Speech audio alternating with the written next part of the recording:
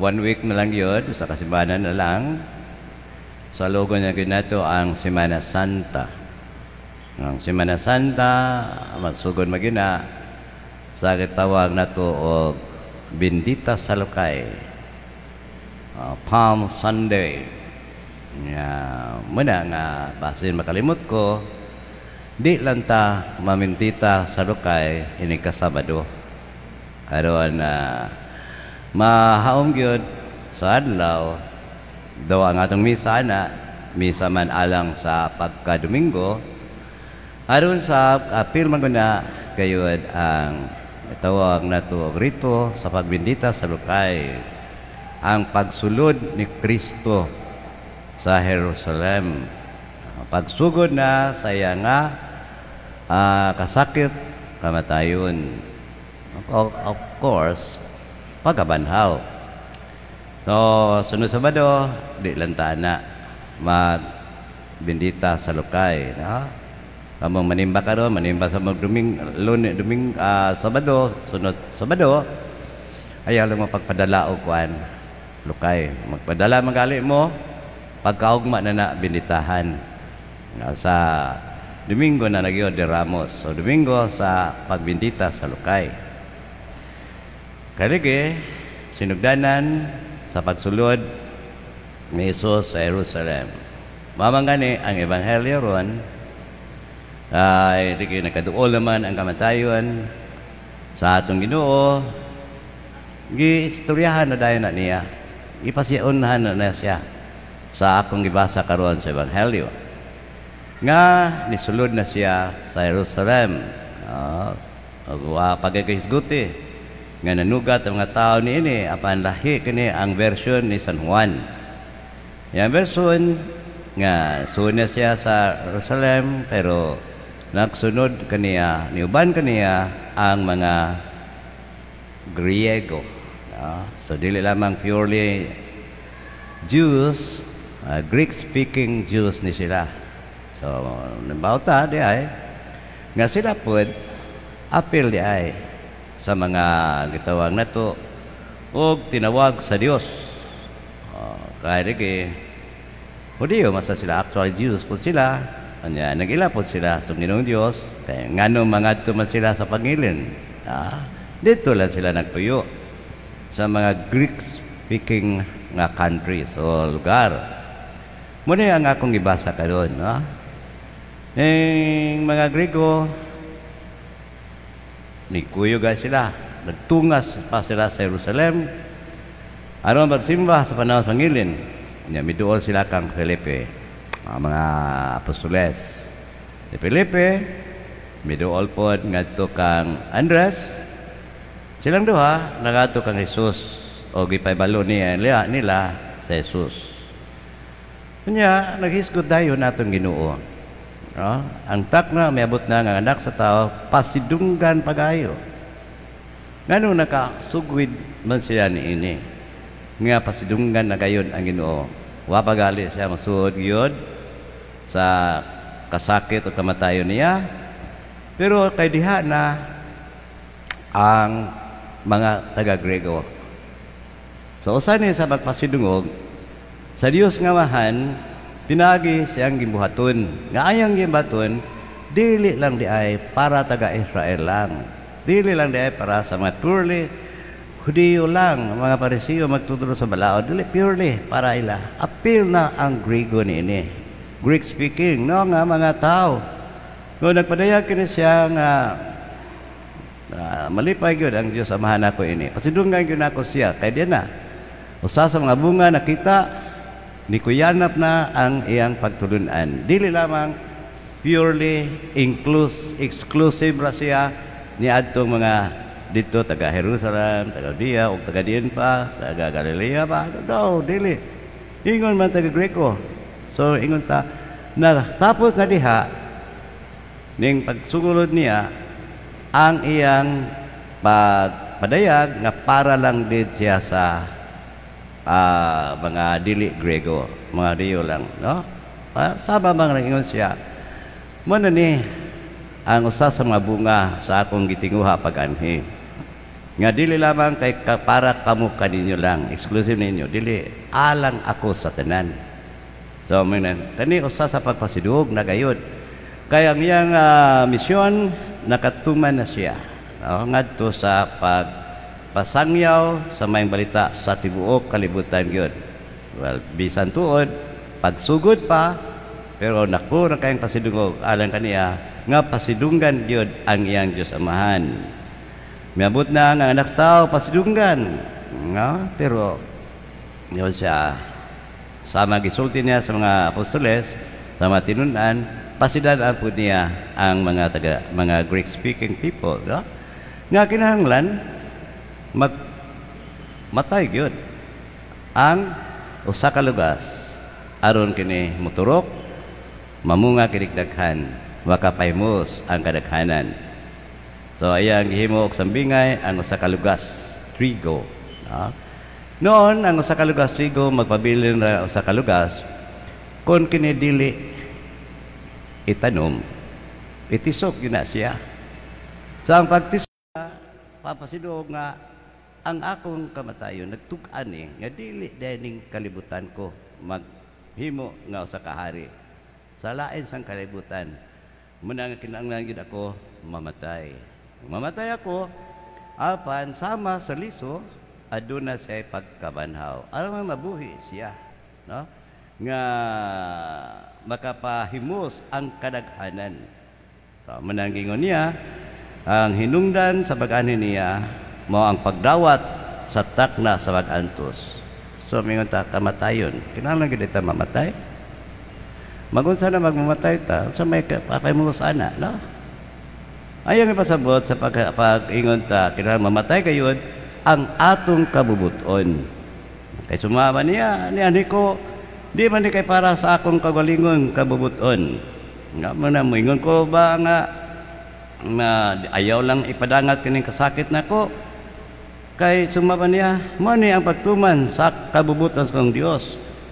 Dili kay mo ni ang hinungdan sa kong pag-anhi, pagdawat ning takna sa pag-antos. So, ang pasabot ang pagkamatay sa iyong kagalingon, sa imong kagalingon, ang pagkamatay sa imong kabubuton, dili tungod pagkamatay sa imong kabubuton, tungod og alang lamang kanimo, tungod og alang kani sa man. To die to your will. Mabitaw mingon ta matumay kabubuton is yuta mingon sa langit. Nga sama sa ang mga kabubuton nga atong gihambin kaligay kadaghanan sa itong kabubuton alang man gyud sa itong kagalingon for selfishness kayo alang lang gyud sa atong kagalingon sa pagpalambo alang gyud sa kagalingon pagpadaghan isa dili na siya mao ang pagkamatay kay pagkamatay niya na wala man kani makahatag og kayuhan sa man ang the surrendering of our will, no, ngadto tong Ginoo.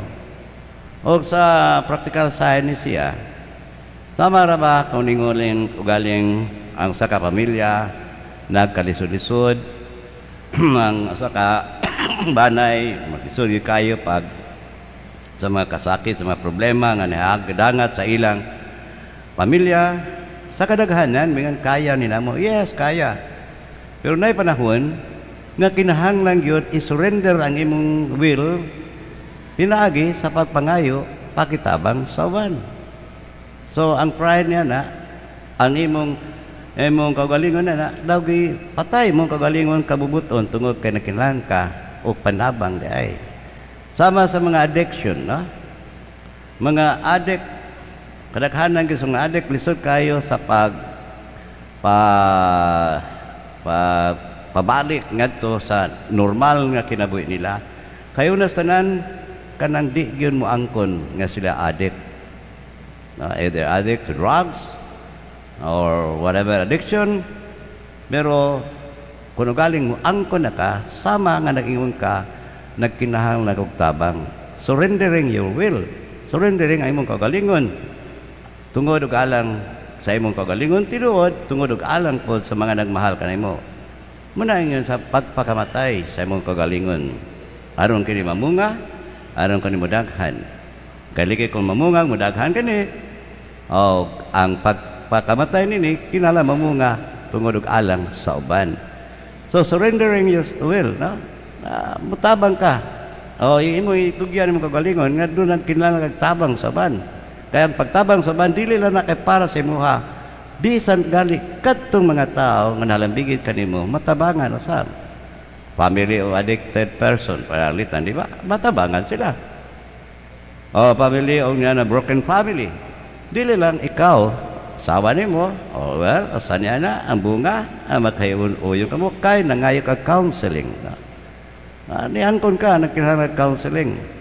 Manang pasabot niya, no, nga kinahanglan mamatay ang kagalingon, aron sa, o magpatay ta sa mong kagalingon, aron kini mo mabunga kini og daghan.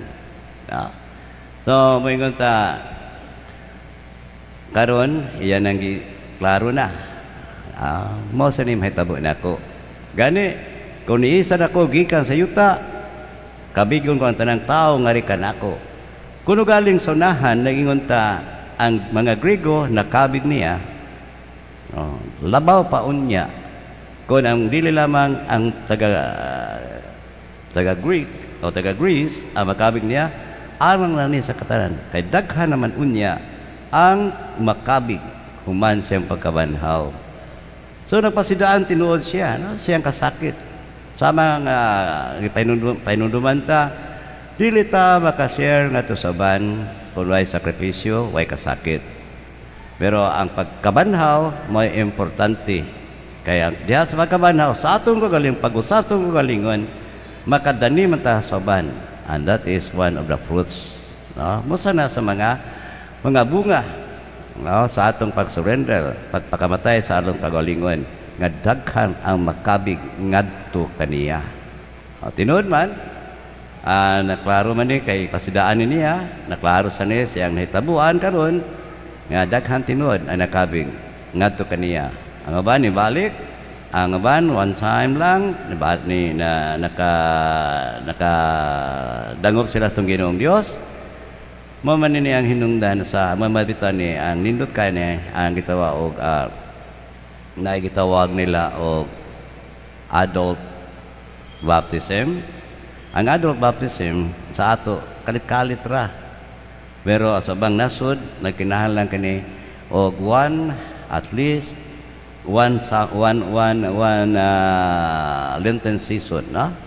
Kaya na process of selection, nya doon ay process of kanang pag-catechism, nag-process of mga baptism dayon.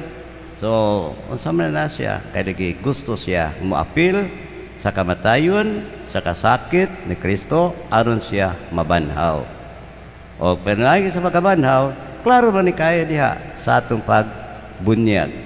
Ang bunyag is one of the reasons sa atong pagsaulog niya ng pagkabanhaw. Kay timan ni ang Lenten season dili na preparation sa kasakit ra, dili na preparation sa kamatayon ra, kundi preparation ni sa pagkabanhaw gayud sa atong Ginoo, and then mukabig ta una sa atong kagalingon aron usab kita makakabig sa ban sa pag-surrender nila sa kagalingon ngadto sa Ginoong Dios, aron usab sila mabanhaw ang diha sa pag-usab sa lang kinabuhi, pagkabisal o pagkabanhaw pod sa ilang kalag nga gikan sa kamatayon sa sala ngadto sa pagkabanhaw sa bag-ong kinabuhi. So 1 week na lang ta, or for the minutes 2 weeks, no? Nga pasidunggan na o tandamon tong kagalingon sa atong kamatayon to the will of God, kamatayon sa atong kagalingon aron usab hingpit yun ang atong pagkuyog ning Kwaresma unya sa pagkabanhaw sa atong Ginoong Dios. Banhawon ta ang atong kagalingon. Kaya akong usbon ang Kwaresma dili ni pag-andam ra, no, sa kamatayon kundi ngadto sa Easter. Pero bata Easter Sunday may tabo lamang kung muagi ta sa Good Friday. Sa kabanhawan naa sa sakripisyo nasa kasakit nga kinahanglan ato sang atubangan ato bangon o ato gay na dili takay gitawag na to mulikay withdrawal no kundi about ang part and parcel of being a Christian mao gina ang sakripisyo penitensya until nga maka salmot sa kabanhawan ni Kristo manindog sa taron nya magpadayag ta sa atong